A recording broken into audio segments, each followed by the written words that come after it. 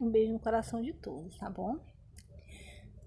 Hoje nós vamos estudar o gênero reportagem. Vocês lembram, no primeiro semestre, nós vimos o gênero notícia. O gênero notícia e o gênero reportagem são gêneros bem semelhantes, até porque eles pertencem à mesma esfera jornalística, a mesma esfera que é a esfera jornalística, tá? Mas eles, lógico, que eles possuem as suas particularidades. A notícia e a reportagem, eles se diferem no seguinte aspecto, tá? A primeira, que é a notícia, ela tem como finalidade, objetivo, somente notificar um fato. Já a segunda, que é a reportagem, ela tem como objetivo informar, notificar sobre um acontecimento, sobre um fato, mas ela precisa ir além de uma simples notificação. Ela vai ela traz informações, apresenta as suas causas, as suas consequências, apresenta diferentes pontos de vida, de dados estatísticos, traz depoimentos, mini entrevistas. Então, é por isso que ela é um texto mais longo, porque ela exige, logicamente, um estudo a mais sobre aquilo que ela está notificando. Então, exige do jornalista esse estudo a mais, tá bom? Vamos conhecer, pessoal, as características da reportagem. Texto de cunho informativo. Por que ela é um texto de cunho informativo? Porque ela vai expor sobre um tempo, sobre um tema, sobre um determinado assunto, com o intuito, ou seja, com o objetivo principal de informar o leitor sobre aquilo, tá? Outra característica, texto descritivo, narrativo, opinativo. Elas podem ser, a reportagem ela pode ser texto descritivo e narrativo, uma vez que ela descreve ações e inclui tempo, pessoa e personagem, ou seja, esses personagens são as pessoas que estão envolvidas naquele acontecimento. Então, vai situar essas ações dentro de um determinado espaço e de um determinado tempo. E também pode ser um texto opinativo. Por que um texto opinativo? Porque o autor ele vai emitir o seu juízo de valor, ele pode emitir o seu juízo de valor sobre o que está escrevendo, sobre o que está reportando ali. Mas o que eu quero que vocês entendam? Que essa opinião do leitor, do repórter, não é fundamentada no achismo, não sobre aquilo que ele acha, e sim é fundamentado através de informações que ele vai coletar, através de depoimento, através de resultados de pesquisa, tá bom? Texto relativamente longo, lógico, se vai exigir um estudo aprofundado sobre aquilo, aí lógico que esse texto vai se tornar um texto longo, porque ele vai trazer dados estatísticos, né? Se ele traz dados estatísticos, com certeza ele vai trazer análise de dados e pesquisas, vai trazer entrevistas, mas entrevistas aqui são pequenos, é uma quantidade pequena de questionamentos, tá bom?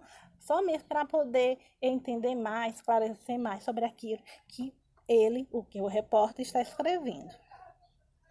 Informações sobre as causas e consequências, trazer os motivos, porque aquilo se tornou um fato, quais as consequências que ele pode trazer, tá? E vai trazer também, e é outra característica aqui da reportagem, que ele é transmitido pelos meios de comunicação. TV, rádio, internet, jornais impressos, jornais e revistas impressos online. Linguagem formal, clara e objetiva. Linguagem de acordo com a gramática, clara e objetiva, porque o leitor tem que ler o texto e logo compreender o que ele está dizendo. Então, por isso não pode encher o texto de informações desnecessárias. E texto com título principal e auxiliar. Agora vamos conhecer a estrutura da reportagem, que é idêntica à estrutura da notícia. Título principal, que é obrigatório. Então, vocês nunca vão encontrar uma reportagem sem título, tá? O título, pessoal, ele também é chamado de manchete, tá bom? Qual é a função do título? Ele vai fazer um resumo do tema que será falado, que será abordado na reportagem. Geralmente, esse título ele é grafado de forma bastante evidente. Por que de bastante? Porque ele tem que ser grafado de forma bastante evidente, com o objetivo de chamar o leitor para fazer a leitura completa da reportagem, tá bom? Tem o subtítulo. Esse subtítulo ele também pode ser chamado de título auxiliar, só que ele é facultativo. O que é facultativo, professora? É aquilo que não é obrigatório. Então, é natural vocês encontrarem uma reportagem que não tenha subtítulo, tá bom? Então, pessoal, qual seria aqui a função do subtítulo? A gente já sabe a função da reportagem, ou do título. Qual agora será a função do subtítulo? O subtítulo, ele vai auxiliar o entendimento do título. Então, ele vai auxiliar a informação que o título está trazendo.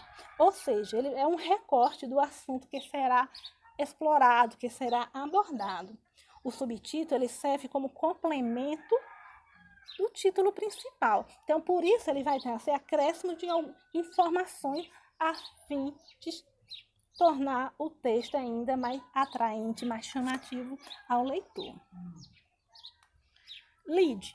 O lead, ele é o primeiro parágrafo, ele corresponde ao primeiro parágrafo da reportagem e nele são expostos os seguintes questionamentos. O que é o fato do acontecimento, que está sendo informado naquela reportagem, então, quem são as pessoas envolvidas naquele fato, naquele acontecimento, que é o lugar onde aquele fato se realizou, quando é a marcação de tempo de quando aquele fato ele se concretizou, tá? E as formas como aquele fato, aquele acontecimento se realizou e o porquê, que são os motivos, as causas para a realização daquele fato, daquele acontecimento. E temos o corpo da notícia, que logicamente é do segundo parágrafo em diante. Aqui no corpo da notícia, vai trazer a exposição mais detalhada dos acontecimentos que já foram mencionados lá no lead, no primeiro parágrafo. Após trazer essas informações mais importantes do primeiro parágrafo, os parágrafos seguintes, que faz parte do corpo da notícia, eles vão trazer os acontecimentos sempre em ordem decrescente do que é relevante. Então, no decorrer do corpo da notícia, você vai ver informações mais importante, mais detalhado, como o desenrolar dos fatos, as causas e as consequências, os depoimentos das autoridades, entrevista, dados estatísticos, análise desses dados. Então, todas essas informações mais detalhadas vêm no corpo da reportagem. Tá ok? Agora, vamos analisar aqui, pessoal, essa reportagem, tá? Para 66% dos jovens, internet contribui para bullying, diz estudo. Dado é de pesquisa que ouviu 1.440 pessoas entre 15 e 26 anos de todas as regiões do Brasil. Aqui na nossa reportagem, lá vai vir tanto com título como subtítulo. E o que é que nós percebemos? O título aqui, ela traz uma noção do que o texto vai abordar. A gente já sabe, né, sobre o que o texto vai falar.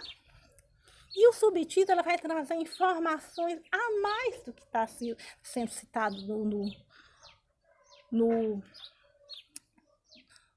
título. O título a gente já sabe que tem um estudo. Se ela tem um estudo, então significa dizer que houve uma pesquisa. Aqui no subtítulo já tem essa informação a mais, dizendo quantas pessoas participaram dessa pesquisa, que foi 1.440 pessoas, e a faixa etária delas, que são jovens entre 15 e 29 anos, e a região onde ela se realizou, que foi todas as regiões do Brasil. Vamos ler agora o primeiro parágrafo, que é o lead. Vamos ficar atentos àqueles questionamentos. O que, quando, como e por quê. Para 66% dos jovens do Brasil, a internet contribui para o aumento da prática de bullying. É o que constatou a pesquisa Juventude e Conexão, realizada pela Rede de Conhecimento Social em parceria com o Ibope Inteligência e a pedido da Fundação Telefônica Viva. O estudo ouviu 1.400 pessoas entre 15 e 29 anos de idade, de todas as regiões do país e classes sociais, entre julho de 2018 e junho de 2019.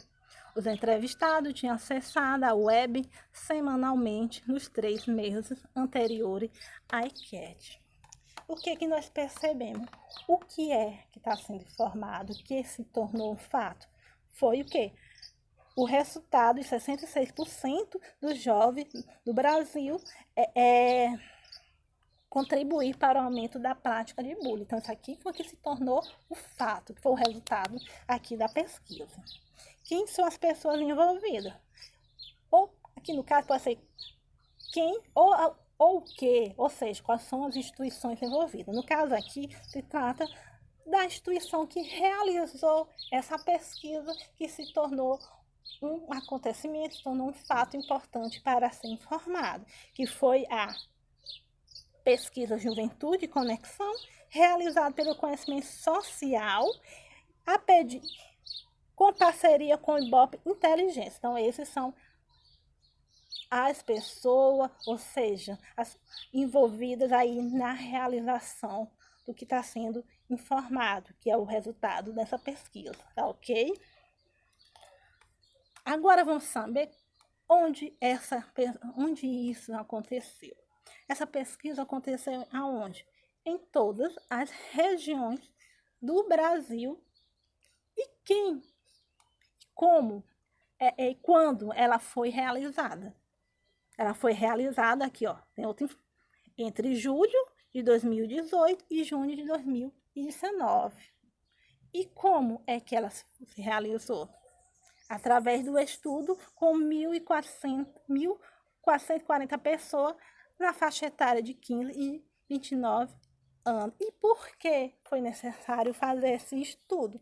Porque nós sabemos, porque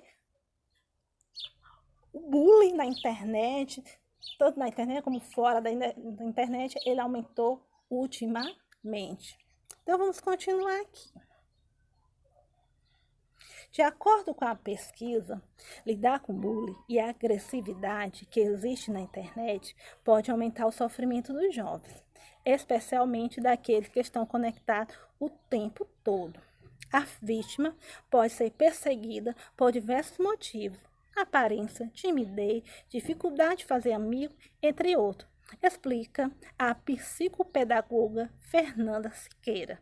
As agressões que são vividas no dia a dia ou fora da internet são potencializadas na rede, pois é muito mais fácil agredir por um celular ou por um computador. O que nós percebemos aqui?